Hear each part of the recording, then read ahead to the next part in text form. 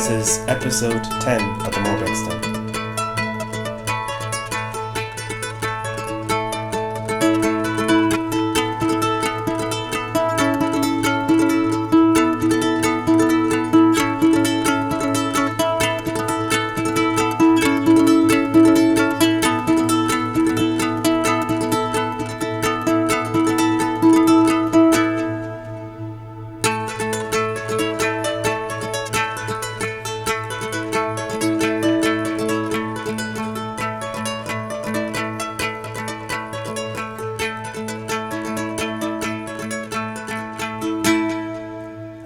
Welcome to another episode of the Morebegsden. It's episode 10.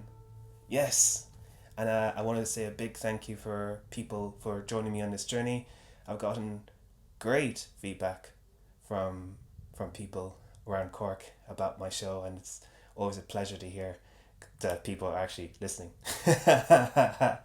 And today I have the pleasure of speaking to another writer and a very talented filmmaker from Tipperary, Ciaran Shanahan, here with me today. How you doing, man? Thanks for joining me in the Morebegsden. Thanks for coming. Oh yes, we are in. Should I tell everyone? Where Ciaran kindly let me use his gaff as the studio today, as Morebegsden is a moving den. I stole your den for the day. Today the den is in Ciaran's house, and thank you very much for lending me your space for a while. How you doing, man? What's the crack? All good. Chilling. Excited for this. You're in your house, so of course you're chilling. That would be good. It'd be kind of bad if I wasn't. It's your own space. Tell us a bit about your background, man. So you're from Tip, but you moved to Cork a couple of years back. Just tell us a bit about yourself. Yeah, so I've been down in Cork, 3.5 years now. But I was actually in Cork before because I did a nice month stint in UCC doing social science. Oh, okay. Didn't know that. Oh yeah, no, there's nothing really to talk about because I dropped out after a month, moved back to Tipperary, and then from rural, so there's not much unless you're doing hurling or farming. So applied for St. John's just to do something, and it was also filmmaking, something I'm interested in, and I'm been back here ever since. Cool. And what are you involved in? So you mentioned filmmaking. What else? Poetry. I run an open mic poetry called the Underground Loft, and you've been frequent very much. And it's always a pleasure to have you here. Thanks, man. No, the Underground Loft has grown in fame in Cork, and you should be very proud of that gig, man. That show, it's fantastic. It's currently on a break for the summer, but I don't know when this comes out, but the end of September, we're back. Perfect. The 23rd, I think. Yeah, the 23rd, with some puppets and poetry. Puppets and poetry. Yeah. Okay, first of all, we talk about, do you want to jump straight to the Underground Loft? And why not? We're on topic. Why not? We're on the topic. Tell us about the Underground Loft. What is that? So it's every second week. It's on a Tuesday in the Liberty Bar in Cork. And it's just, you can do a poem, say a story, do it, I don't know, dance, comedy, whatever.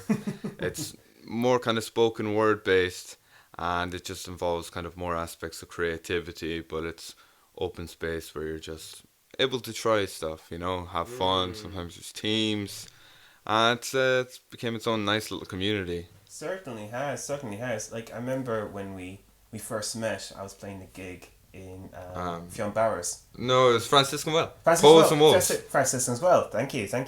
I remember it well. And you came up to me with loads of ideas, and we had we'll drink 1-to-1, and we had a little chat. And he had loads of ideas, but one particular idea was having an open mic with poetry. And I don't know, did the other ideas come to fruition, but definitely that one was probably the best one. I'm so happy that came into something that was so treasured in Cork, Yeah, I wasn't big into, I never ran events, never did too much poetry, kind of write for myself, That's only something I picked up during kind of COVID when I had time. I wasn't always writing and creating, and just went for it. It became a beautiful thing. What do you mean you write for yourself? Like I was just writing at the time, like I wasn't showing anyone really, or I wasn't planning on performing and stuff like that. Little bits I did, um, but usually it was just my journal. Oh, interesting. And when did you decide to, instead of turning it into a project for yourself, turn it into a project for everyone? I just saw the energy, and I think that's what keeps me wanting to perform to this day. You probably get it as well. Oh yeah, It's just a rush. it's a bug. It It's is a actually. bug. It is a rush. It is a rush. I want to hear about your rush though. I want to hear about your crack. Slowly, like, I don't know, reading off piece of paper and stuff, then memorizing, and then kind of forming even like nearly a performance. And it's nearly a bit of theatre as well, and that's the beautiful thing, that it changes from every performance, because every time you stand up, it could be a different place. You might be feeling different, Yeah, or different crowd. There's so many different variables. So, and when you're in a performing, you'll add words, you'll lose words, but that's beauty. That's improvisation as well. that's cool. That's cool. And has the loft grown your writing, your talent? Has you think loft has contributed to your talent? Oh, 100%. Because I'm there every second week, so you have to keep doing it, and you don't want people to listen to the same thing the whole time. Or you get to try something again and again and again, and then you're happy with it. You know, you tweak it, and it's like, oh my god, that went really well tonight. But also, it is a space, to be fair, that I am comfortable with, and I am nearly 90% of the time MCing, so I do have more comfort to try new things as well. Yeah, oh, okay. It's your. That's the selfish part of me. It's the opportunity to be risky, I suppose. Yeah, the opportunist in me. Cool, cool. And you're like the king of that space as well, I suppose. Yeah. I'm only joking. But I think sometimes having, sometimes having confidence can help. It's anyone who stands up and performs. That's like a huge battle as well. Just to get Oh, up yeah? there, it takes a lot to just stand up there in front of people. Like sometimes, if there's certain stuff like music on, you can kind of get into it a little bit more. But spoken word by yourself, it's just you. Yeah. If you're not doing anything, there's silence. Yeah. And it can make it awkward, or not. It can be intentional. But that's the funny thing. You see people's different quirks as well, and they can be hilarious when they stand up because their mind's racing. Yeah. But it's a huge achievement, I think, to stand up in front of people and just, especially poems and stuff. It's very raw and it's very personal most of the time. You can hide behind a guitar, like if you're going up for an A open little bit. mic. Well, yeah. yeah. But that's being harsh. But when you're going up, there's nothing to hide behind. Yeah. You just got your words, your emotions, and why you want to say this to the world. Yeah, so it's really It special. could be like you hide behind a guitar. That's what I mean. Yeah, it's very special to see someone just get up and be like, no, I'm going to perform this piece that's personal to me. And it's a beautiful thing to see. You mentioned that on the Underground Loft's anniversary birthday there this year, wasn't it? We had our second year, yeah. Yeah, you mentioned that it's bravery to go up and say a poem. It is brave. It is brave. Because it's not too often that where anyone is like pushed to the front and be like, in your daily life, do you want to just even speak what's personal to you? Usually, I'm not doing it a lot, I'm working, be like, yep, thank you, civil, and to get up and just be like, this is a piece I wrote, this is something that I wouldn't normally talk about. Some people just kind of ignore that side, or just kind of it's quieter, and it's so much you in it. And it is brave to be you, being through schools and whatever, or just even social anxiety and stuff, you kind of cramp down just in society, I think. Yeah. That you can have this space that you can be, I'm here, I'm ready to go, ready to rock and roll. And talk about your emotions in such a honest, raw fashion. Yeah, and it's nice because it's it can transfer to other people in different meanings, and just kind of figuring out. I think we're always constantly trying to figure out ourselves as well. It's constantly, everything's always changing as well. Yeah, yeah. And writing can really help figure out yourself. Yeah, I feel like mine's like a journal, without being a diary or a journal. Your mind's like a journal. Because I can look back in old, I don't know about you, but I can look back in like old notebooks or old stuff I wrote, and I'd be like, that is a snapshot of how I was feeling at that point. How far back do your journals go? Maybe 5 years. That's a big achievement. Big achievement. I never finish. I don't think you could ever finish.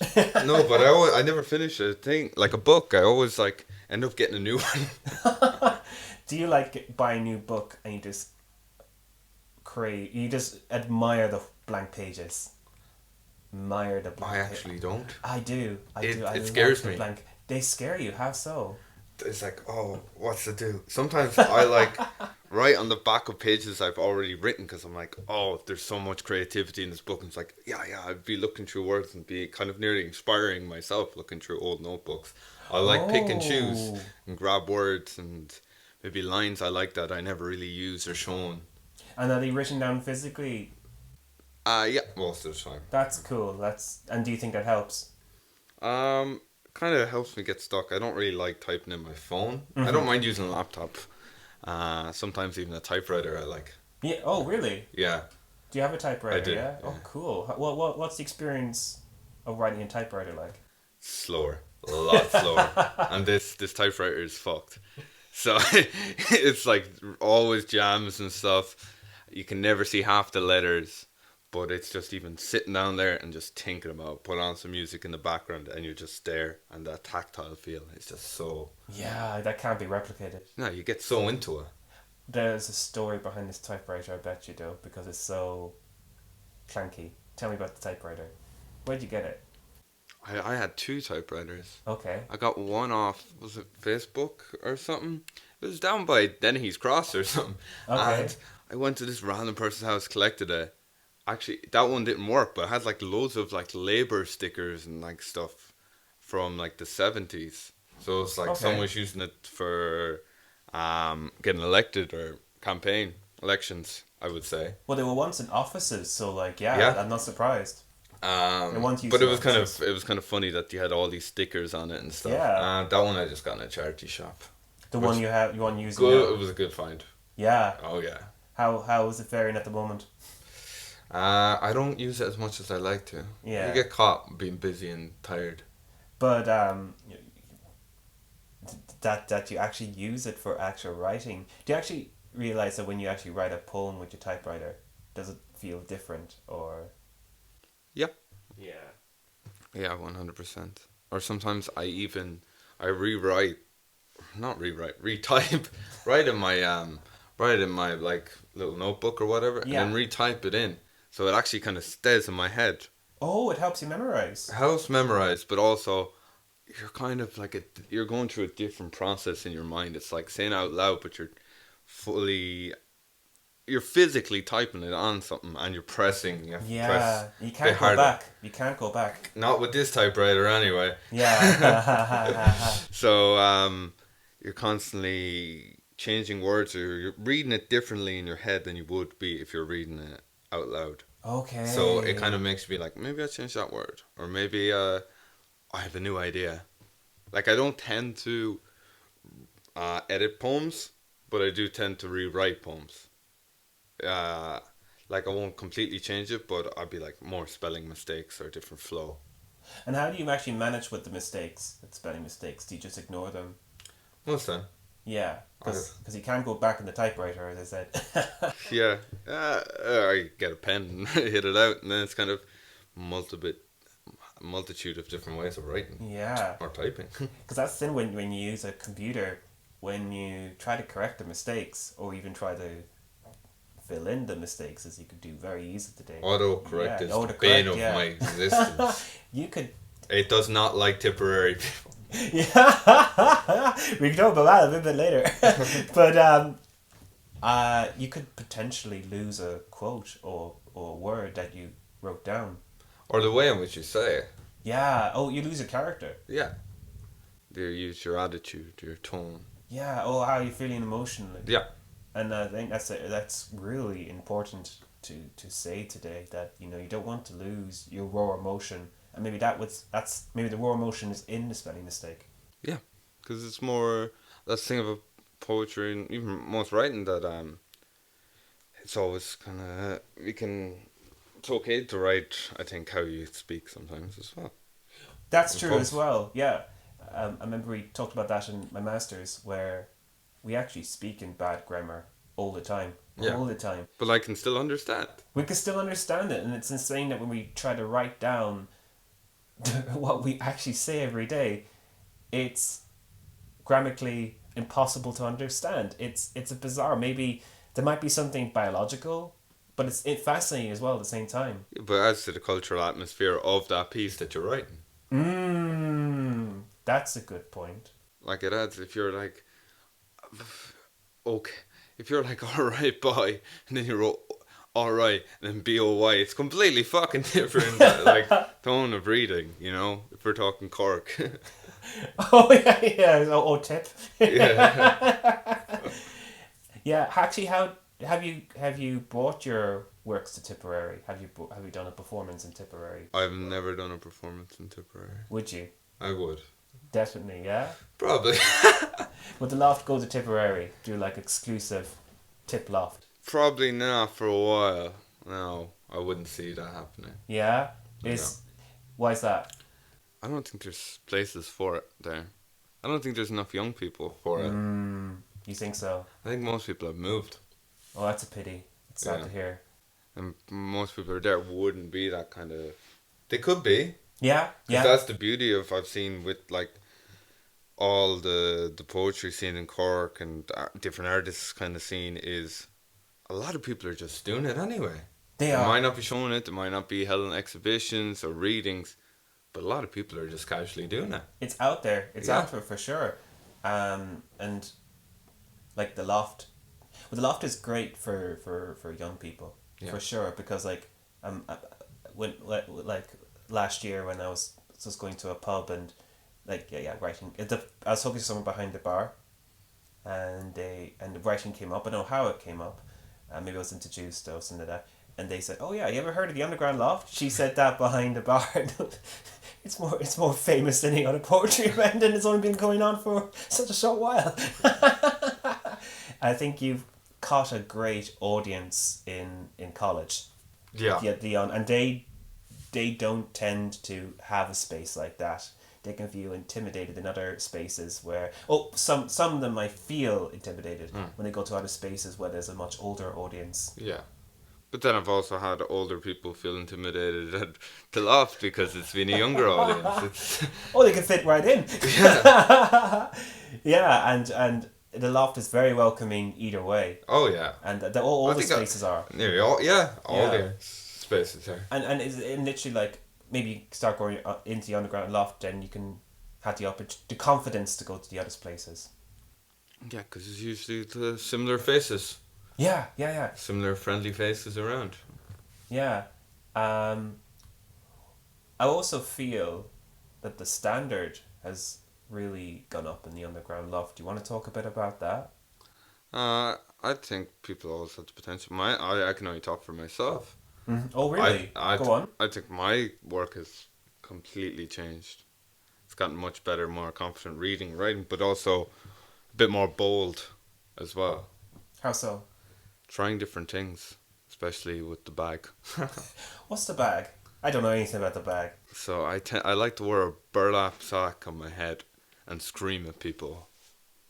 Sometimes. Like Slipknot.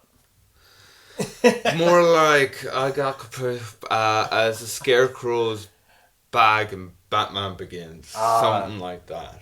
Gotcha now. That I staple to the back of my head because I do not know how to sew. What? Why are you doing that? Allows you to be free. Yeah? Allows you to be kind of take on a character and I don't know, you're not Ciaran. Well, you are, but you're kind of this different version. Allows you to kind of be more a little bit more experimental, or you can kind of transform your poems into something else. Wow. Like I can be like this different character and write nearly a narrative. But also there's a guy wearing a goddamn sack over his head, so people are probably going to stare and want that attention as well. So it is kind of nearly a centerpiece as well for people to focus. And are your poems different when you have the bag on?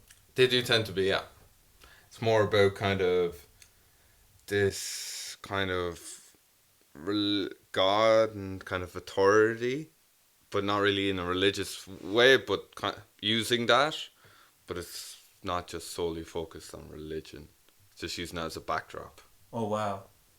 So that kind of makes sense. It usually has kind of mentions of God and stuff like that a lot, but it's more of an authority. It's kind of being the authority figure of religion. Being a bit more fucked over by just authority. That's interesting. Do you read? Do you write for the bag, or do you just have a? Yeah, do you write your poems specifically for wear the bag in your head, or do you just write a random poem and go, actually, this could work for I usually have lines, and then a line will kind of expand into a poem. But I never write just for that. For the bagman. What is the bagman called? Is he just called the bagman? I've made movies, and now he's called The Believer. He's in movies? He was in my latest movie. What's your latest movie? Do the crows know where the trains go?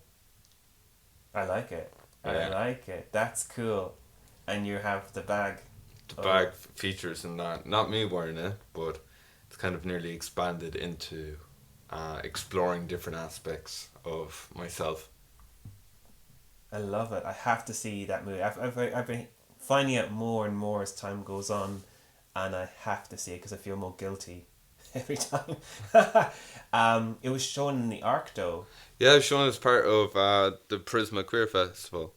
Congratulations. Thanks. It was really surreal. How so? Seen it on a big screen, and the audio is completely different. Like, I was sitting next to Tom Gately, who composed the score for it, and the whole cinema was like rumbling, and I was like, oh man, this is not why with my like crappy headphones, full on subwoofer speakers. It was crazy. But were you happy with the result? Yeah, very happy. Yeah. What was it like seeing a giant you on the big screen, or giant bagman at least? Or it was someone else wearing the bag, but it was also just seeing my work. Yeah. But also I saw it so many times editing it that I was kind of sick of seeing it. Oh yeah, you know the movie more back to front than anyone else. Yeah. So there was a big team behind it. So you had an actor obviously, and Ben Holman. Ben Holman. Oh, fantastic! And you had a musician as well. Who else was involved? That was it. That was it. Just the three of you. Yeah, I shot it and I edited. I like to. And you directed it as well, I presume. Yeah, I don't really come out with too much plans. I have some ideas for scenes, and then I kind of explore it on the day and in editing. So in that kind of particular film, didn't really have a script to give Ben, but we kind of talked about, say, life or certain kind of character traits, history. Well, not history, but like life experiences, and I just captured his reactions, took out the audio, so you can kind of see how his body reacts. Why did you not wear the bag head? Is it because you wanted to direct someone or watch someone, or why didn't you wear it? Just challenging you a bit here with this question. I wanted to be behind the camera in this one. Fantastic. Interesting. I do like kind of being in front of the camera as well, but I just felt like, well, it was only the two of us. I didn't want to work with a big crew. I'm just asking because I want to find out your filming method of why. Yeah, no, I like it. That's why. That's what the question is. It's really more kind of finding it in my mind, so I didn't storyboard it or anything. Oh, didn't you? Interesting. No, I found it while we were doing it. Wow. Even the locations? No, the location was set. It was in the back garden. Oh, really? Well, that's a great place to do it anyway. We're out there. Perfect space. Yeah, it's familiarity with the place as well. And where did you record the sound? The score? The score. That was Tom did that himself. So that was Tom. That was old Tom's witchcraft. Yeah, gave him free reign. Said showed him the movie. He did it just over listening or not listening, watching the film. Yeah. And then composing a score over it. And how did you find working with Tom? Love it. Yeah? Yeah. Have you worked before? That was I think that could have been the first project we did. Mm. And we're currently doing another one. Oh, really? That he's currently composing the score to. Can you tell us a little bit about that? What can you reveal? It's called the Banshee Who Lost Her Voice. That's cool. So it's another it's a bit shorter. It's probably about 2 minutes long. It's another experimental poetry film. Wow. It's a bit more experimental this time because we both shot it. He shot me as the bag. Okay. The believer. And then some other scenes I shot. But I filmed it in a different approach where we went down to Lee Fields, walked, had a conversation. Wow. And I taped a typewriter spool again. The famous typewriter. Yeah. The spool. So where the ribbon goes around. Yeah. And it gives this very kind of weird vignette, allows light to go in. Wow. Like an hourglass sort of thing. Kind of, so you have this like bleeding light around it. Yeah. And as you focus and unfocus, it creates this... Sorry, I meant the looking glass, sorry. But go on anyway. It creates this very dream-like Alice in Wonderland almost-ish. Wow. Visual, without using effects or something. It's just taped really badly, really ugly, not beautiful. Very unconventional. Yeah, just taped very manically around the lens and then shooting through this little hole with little different holes and creating this kind of dreamy kind of, is it real, is it not, kind of visual. When did you how did you find that incidental way of filming? I've done loads of photography with it. I haven't shown a lot of photography, but I've been practicing a lot with it. Just even doing photography, this is the first time I've shot with this. And I think it's just something I like because we're also viewing stuff through like an artist or a writer's lens, you know. Oh yeah. As much as the visual of it. It creates beautiful visuals and something I think a little bit different than a lot of people are doing. But it also shooting through this like, it's like the writer behind it is showing is also part of the image because it's shot through a typewriter spool. Yeah. That's so cool. And what stage of filming are you at the moment with that? Finished. It's finished. It's just waiting for the score as I leave the visuals for Tom to do. Yeah. Tom also helped with camera work as well there. Fantastic. But I just give it to him. I like that he can kind of have his own, leave him to his own devices, and I trust him to do it. What are you hoping to do with that project once it's done? I think I'll just show it. I'm not too sure. I might do my own screening, my own event.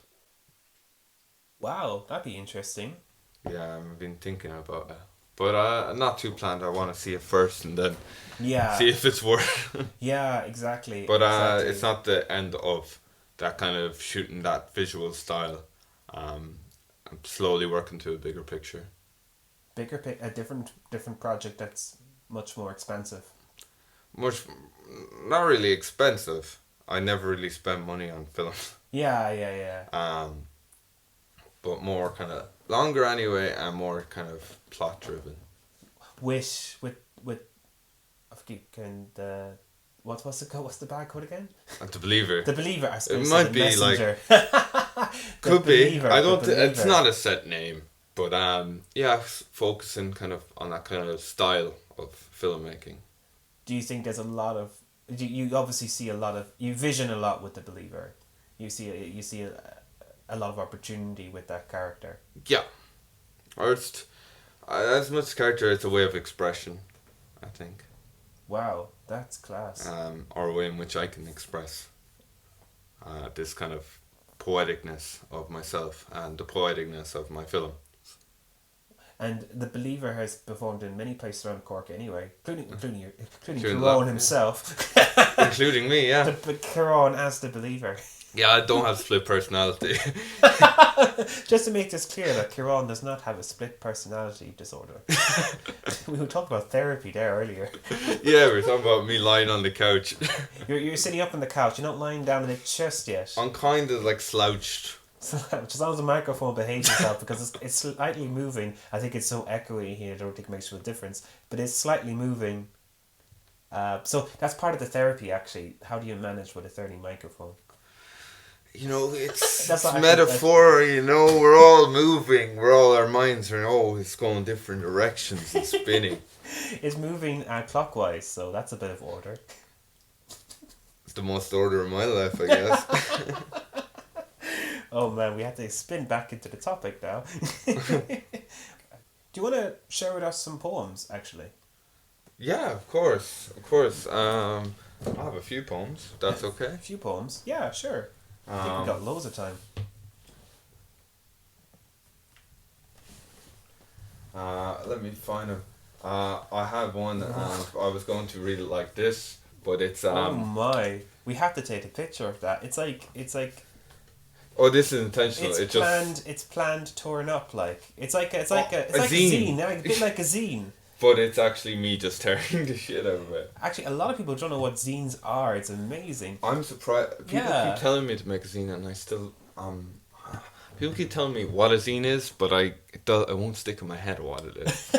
I think zine is counter culture of publishing. I think that's what I think it is.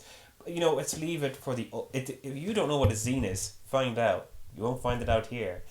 There you go. That's counterculture with art.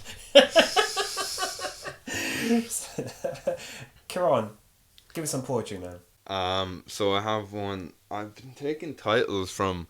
For a long time, I had a kind of habit of delving into like skips, and I found loads of old newspapers. So I took some cutouts and stuff, and I used those as titles.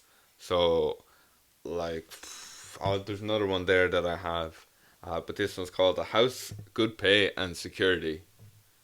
Something you won't get nowadays. Will the jester stare at the clown and think that's me? We slightly are proponents of glee. Not for me, but you, when you're feeling blue. What about me, out of glee? Anchor my britches down in hateful pleasure, belittle the thistles that sting. A crate of unassuming horrors grow like mould in a broken steam room while rats drown. Down-turned spiral and disgust. Look at the joker we've become. No snakes left in the grass, just sticks in which I stumble over. Pity our never-ending nightcaps to hold our head as we rest. For now rest is evangelical calling, and hold me while we dream. Wow, that's great rhythm. Great rhythm. We're all just gestures and clown. I like the title because it goes with that's a good joke. Getting a house. Whew. Is that your own title, or where'd you get that? That's one I picked out of the newspaper. Wow, all just gestures and clowns. Yeah. And that's what spurred that on, including your own dumps. That was kind of just attaching it to. I kind of slowly write more kind of sometimes more playfully or more differently. I just find it more interesting to write than just being kind of just sadder or. I don't know, I get more out of it. It's very playful. Do you have another one for us? This is called An Rudis Anam Talks, which I found on pack of, the brown gem sugars? Gem sugar? It's like so. Branded sugar. The little sachet you can get in coffee shops. Yes. We had one of those in the coffee shop I worked with, but they had like Irish sayings or like different facts. So I'd just be rummaging through it. And this is one I found. I think it's like, what is strange is wonderful, what is seldom is wonderful. Something like that. Okay. So what is strange is wonderful. I don't know. So this is it. It's kind of based on a true story. Okay. The fox that crossed the road crossed with some otherworldly pride, as the fox had managed to secure, somehow, somewhere, 6 pristine sausages all linked together. 6 linked sausages all for himself. The calmness of the fox as he stopped mid-road and gazed onto my very soul. No fear, just calm, as eyes reflect the shining headlights, for this was no ordinary fox, for this fox was on cloud 9. For what would the fox's family say when the fox returns? Would they be judgy of the brand of sausages, or would they just savour this victory? Share the joy of this operation, one no doubt of hope and skill. For I'm parked up, dead of night, on a lonely country road, pale pink ground encasing that will forever shine the moonlight. For moments of grandeur and joy will forever be cemented in the phrase, as lucky as a fox with 6 sausages in its gob. Oh man, that's class. That is class. Oh, it's like a joke that wraps around. It's got the wording of a joke. Yeah, it's I don't know if it's like one of you know, you have those big memories of being a kid and stuff, and I remember like driving up a country road. Oh yeah. Obviously not me, like I was in the back seat. Oh yeah. But just a fox coming out, like crossing from someone's house with just loads of sausages in his mouth. Like, you just knew that fox was so happy. What a find! Bring it back to then. That was a party. That was a find. That's hilarious. So vivid as well. You won't forget that, alright? Actually. No. And that was part of the inspiration of that poem. Yeah. That's class. I'm being playful and hopeful with it as well, which is kind of more unusual in my writings. Playful and hopeful. Yeah. Oh, they mean the context of the poem. Like just the tone. Yeah, definitely. Can be playful, but usually not like more hopeful or happy or fun.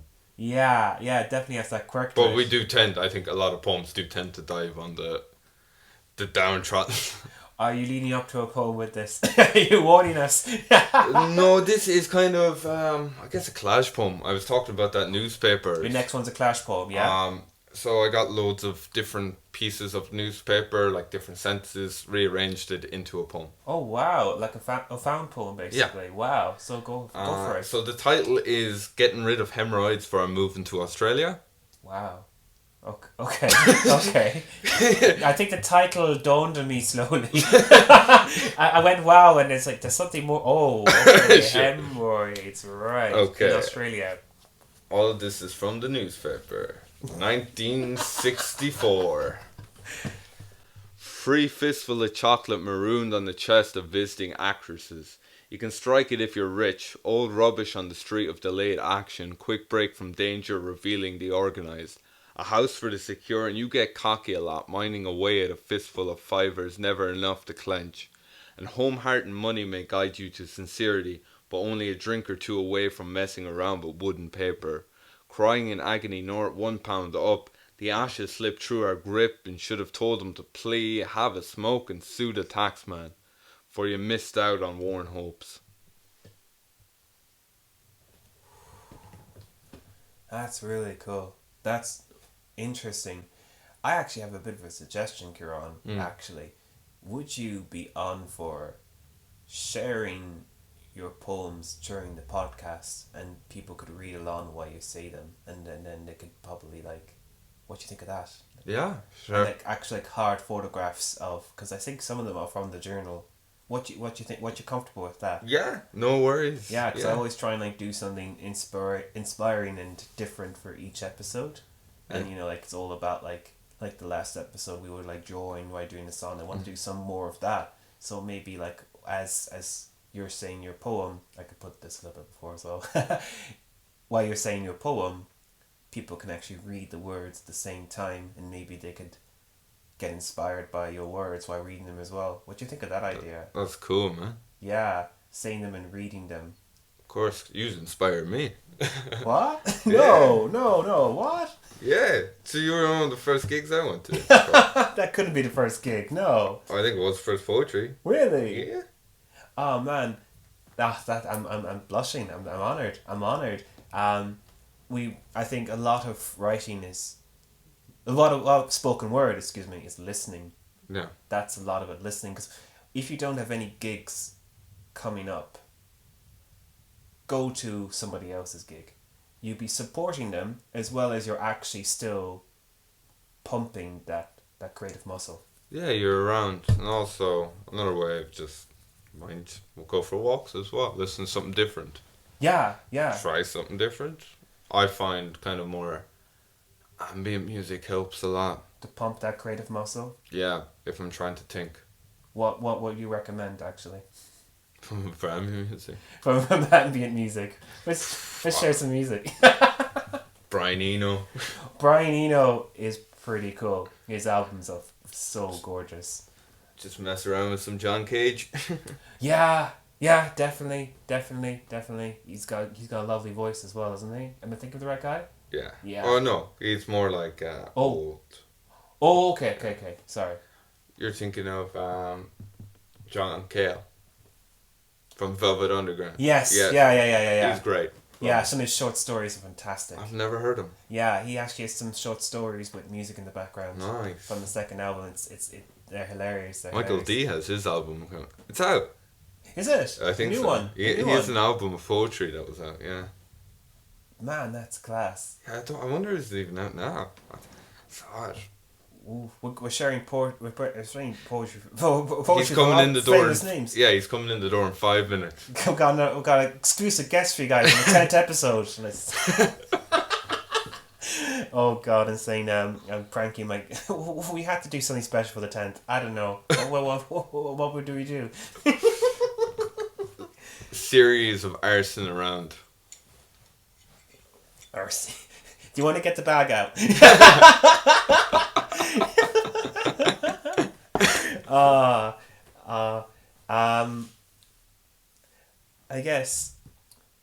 I guess maybe I could do a poem Please do. for the 10th episode. 'Cause Hell I've never yeah. done a poem. Have I done a? I did one of my songs once time. I think that's the only time I've ever shared my art in this, and then yeah, I do one very short poem, and then Ciaran, we were planning for you to show us one of your samples, one of your piece of music. So maybe you could tell us a bit about that, and that could be the finale of Yeah. our show. What do you think of that? Can I introduce you for your poem? That would be an honor. Oh my! Let's do it. Swap it around. So up next to the stage, can we please welcome Phil Spillane? Woo! Oh my God! I'm so nervous. I'm very nervous. Tingles are going down my body. This is called the moth effect. Pleasant are the times when you try to fish for moths, with a light bulb dangling off a fishing rod, with its power being run straight from your heart, as it waves it dangles at the cliff edge away from the storm, and only one comes from the dark. Its winds flap madly like that candle flame that is battling to stay alive under the puff of the lips. Admiring its delicate, flawed architecture, but also your power, pride, and self-perspective, shall you crack it between the point of your finger and the plaster wall? You never hear the consequences, as that moth effect is silent. Woo! We love you, Phil! Woo! I love you too, Ciaran. I love you too. It's always more nerve-wracking. There's only one person watching. I was staring into his soul. Actually, it's going to go out there. It was like a moth in a light bulb. Oh my God. Oh, that poem is actually about 6 or 7 years old now. Oh man, Ciaran, you're back in the spotlight. What you had to show us now? The ball is right back at you. So Finish off the show with a bang. I have a little treat. It is a lovely piece of drone music by Tom Gately, who did the background to Do Crows Know Where the Trains Go. So I just let Tom compose a piece. Absolute genius. And I have that Gentleman as well. Absolute gentleman, funny guy. So hoping to make more with him, make more stuff. Phil and all of Cork creatives, just to more collab as well. Fantastic. It's always fun. It's always inspiring. Even hanging out and chatting and making art together. Yeah. And we'll share some of Tom's work underneath. If we can ask permission for that as well. We can share some of his work, and we can share some of your work as well, Ciaran. Anything you want to advertise or share with us before we finish off with your piece? So the Loft is coming back on the 23rd of September, and it's going to be every 2 weeks from there on. I have a movie in the making as well, and I'm constantly making and writing. It's I go crazy if I don't do it. That's class, man. That's class. And I'm currently trying to write either a play or a long story. It's kind of figuring out the parts and just doing research on it. Wow, best of luck in that. Best of luck. So, what's the name of the piece? That's coming? That's coming. That I haven't written yet, or half written yet? Oh, yeah, actually, yeah, if you want to. I've mentioned the working title is Stations of the Crack. Class. Like the crack is in fun. Oh, I like the Stations to Cross. Stations to Crack. Yeah. I love it. I love it. And what about the sample about the shows? What's the title of that? It was made originally for the movie, so I believe it's just Do the Crows Know Where the Trains Go? Do the crows go where the trains go? Maybe Do the Trains Know Where the Crows Go? We'll call it that. Yeah, we don't know where any of the crows go, to be honest. Alright, lads. Take care. Big wave from Ciaran and myself in Ciaran's gaff. We see you in episode 11. Thanks for having me, Phil. Thanks. Oh, thanks, Ciaran, for welcoming me into your abode. Let me have your podcast. It ain't humble. Oh, certainly humble. You're a great guest. You're a great host. You're a great guest having the show and a host. So that was so weird to say. All right. Do the trains? I'm terrible with names. Do the crows know where the trains go? Is the movie, and thanks again, Phil. You're a great friend, great creative, poet, filmmaker, podcaster. You have to shout him out. He's too humble. But this piece is called, I guess we'll call it, Do the Trains Know Where the Crows Go?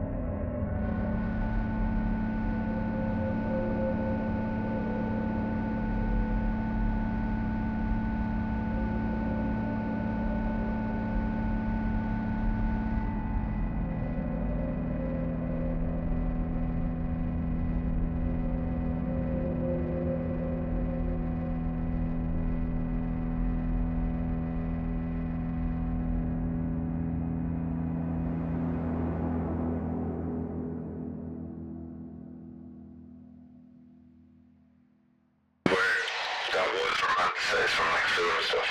Surely someone had it in real life. Yeah. So it had to be someone, you know, I know it's cinematic and stuff, but they're surely real experiences. Yeah. But man, I'm not kind of real as well, and like you kind of romanticize stuff like that. Experiences too, like it's not like cinematic enough. Yeah, yeah. Exactly. But it's also you do that, and then I found I tried to do that, but I just get drunk and think it was like, yeah, I'm more free now. Yeah. That's true. Just don't. True. So now it's the hoover the stairs, make dinner. Yeah. Little bits like that. Yeah. For the